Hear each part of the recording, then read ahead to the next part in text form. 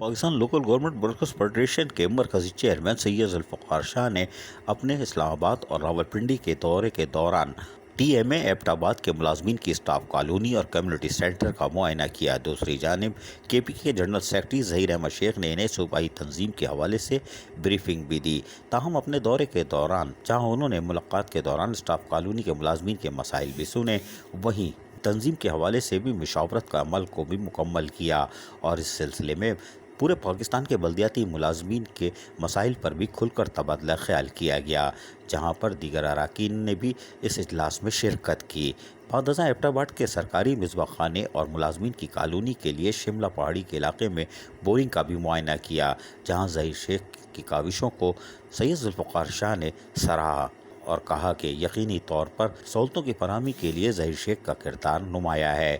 تاہم اس موقع پر ہری پور میں بلدیہ عظمیٰ کراچی کے ریٹائر پینشنر سے بھی ملاقات کی اور ان کو بھی تمام تر تفصیلات سے آگاہ کیا اور بتایا کہ ریٹائر ملازمین کے بقائے جات کے لیے Pakistan local government workers federation کے پرچم تلے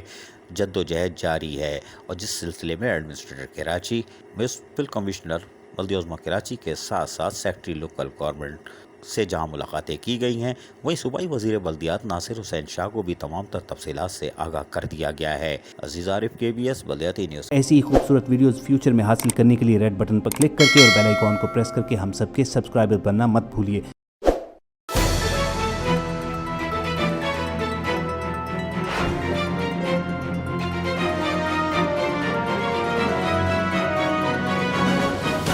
KBS